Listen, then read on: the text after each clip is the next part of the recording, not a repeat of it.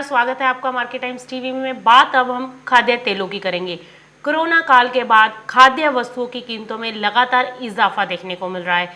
पिछले 15 दिनों में ही सरसों तेल जो है वो 25 रुपये और रिफाइंड तेल 15 रुपये प्रति लीटर तक महंगा हो चुका है। इस साल की अगर हम बात करें तो इस साल अब तक सरसों तेल 50 रुपये लीटर और रिफाइंड सोयाबीन तेल 40 रुपये लीटर तक महंगा हो चुका है।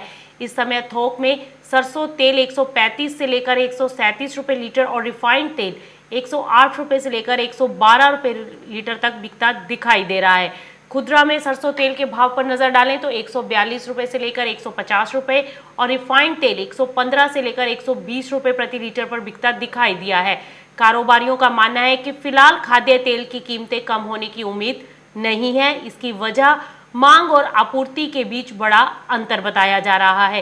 तेल के कारोबारियों का कहना है कि इस समय बाहर से तेल मंगाने का खर्च भी ज्यादा पड़ रहा है। गाड़ी भाड़ा मिलाकर 25% बढ़ चुका है। तो आपको बताते हैं कि खाद्य तेल के अंदर जो ये तेजी देखने को मिल रही है, इसके पीछे के कारण क्या बताए जा रहे हैं। दरअसल त्योहारी मांग बढ़ने और सरसों की उपलब्धता कम होने से कीमतें बढ़ी हैं। सरसों की कीमतें 15 से 20% तक पिछले कुछ दिनों में बढ़ती हुई दिखाई दी हैं। पूरे विश्व में सोयाबीन दाना सहित खाद्य तेल का स्टॉक कम होने के साथ ही स्थानीय स्तर पर त्योहारी मांग बढ़ गई है, जिसका असर कीमतों पर दिखाई दिया है।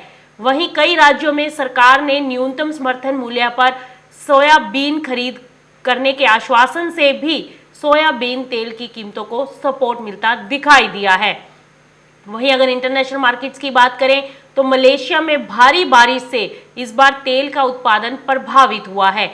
भारत जरूरत का 80% खाद्य तेल आयात करता है, लेकिन अब सरकार चाहती है कि भारत अपनी निर्भरता इंपोर्ट पर कम करे और देश में ही खाद्य तेलों का उत्पादन ज्यादा से ज्यादा किया जाए। और वहीं स्थानीय स्तर पर भी कहा जा रहा है कि जमाखोरी की वजह से भी तेल की कीमतें बढ़ती दिखाई दे रही हैं। और आपको बता दें कि अब तक जो तेल के अंदर तेजी देखने को मिली है, उसका मेन कारण सरकार के द्वारा उठाया गया अहम फैसला है कि सरसों तेल के अंदर अब किसी भी तरीके के तेल की मिलावट नहीं की जाएगी और इसको 1 अक्टूबर से सरकार ने रोक लगा दी है। ये एक मेन कारण बना है जिसकी वजह से खाद्य तेलों की कीमतों में उछाल दर्ज किया जा रहा है। दूसरा, विदेशी बाजारों में भी खाद्य तेलों की मांग बढ़ी है और वहां पर क्रॉप डैमेज की खबरें निकल कर आ रही हैं, जिसके चलते खाद्य तेलों के अंदर तेजी का रुझान बनता दिखाई दे रहा है। वहीं खाद्य आपूर्ति मंत्री का झारखंड के खाद्य आपूर्ति मंत्री का बयान निकल कर आ रहा है, रामेश्वर उरांव का। उनका कहना है कि खाद्य तेलों का स्टॉक कम बताकर कालाबाजारी की जा रही है। इसकी जिम्मेदारी उनका मानना है कि केंद्र सरकार की है। केंद्र और पिछली सरकार ने स्टॉक सीमा का निर्धारण खत्म कर दिया है।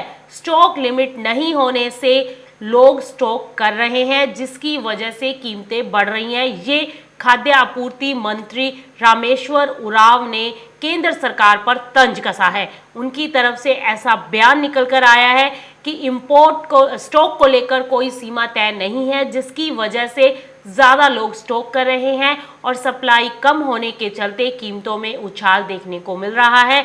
उनका कहना है कि इसके लिए जिम्मेदार केंद्र सरकार है। हम अपनी तरफ से पूरी कोशिश कर रहे हैं कि दामों को कम किया जा सके। तो जिस तरीके से हमने प्याज के मुद्दे पर सरकारों को आपस में भिड़ते देखा था, अब वही हमें मुद्दा यहाँ पर खाद्य तेलों में भी गहराता हुआ दिखाई दे रहा है। स्टेट गवर्नमेंट के मंत्रियों का इस तरीके का बयान अब निकलकर सामने आने लगा है।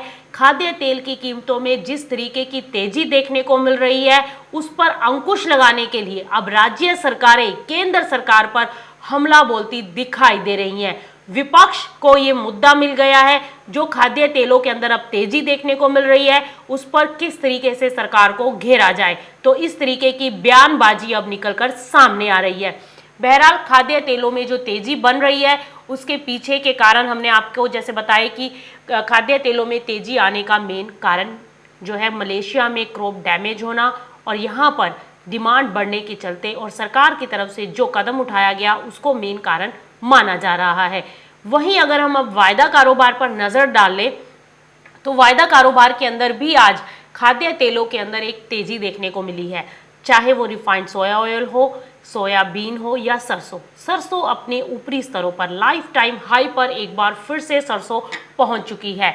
अपने उच्चतम स्तरों को छूने के बाद सरसों में पिछले 2 दिन हमने गिरावट देखी थी, लेकिन आज एक बार फिर से बाजार अपने उच्चतम स्तरों की ओर जाते हुए दिखाई दे रहे हैं। इनफैक्ट नवंबर वायदा आज भी 6100 के पार जा चुका है। वहीं दिसंबर वायदा पर नजर दौड़ाएं तो दिसंबर वायदा भी 6089 का आज हाई लगा चुका है। वायदा कारोबार के अंदर भी जमकर खरीदारी देखने को मिल रही है। निचले स्तरों पर एक बार फिर से ट्रेडर एक्टिव होते दिखाई दिए हैं। वहीं अगर हम हाजिर बाजारों की बात करें तो हाजिर बाजारों के अंदर बाजार में ऑलरेडी अपसाइड मोमेंटम देखने को मिल रहा है और ये तेजी अब आने वाले दिनों में जारी रह सकती है। और आज के बाजारों की अगर हम बात करें तो आज बाजारों में जोरदार उछाल के साथ कारोबार देखने को मिल रहा है। हाजिर मंडियों के साथ साथ आज वायदा की मंडियों में भी तेजी का रुझान बनता दिखाई दे रहा है। उम्मीद की जा रही है कि आज खाद्य तेलों में एक नए स्तर, एक अपने नए आवाम को छूता हुआ जो मस्टर्ड है वो दिखाई दे सकता है। मस्टर्ड की डिमांड बहुत ज़्यादा मार्केट में निकलती हुई दिखाई दे रही है। बहरहाल यहाँ रुकते हैं एक छोटे से कमर्शियल ब्रेक के लिए। ब्रेक के बाद जल्द हाजिर होंगे, बात करेंगे और ऐसी कौन सी कमोडिटीज़ हैं जहाँ पर कमाई के मौके देखने को मिल सकते हैं।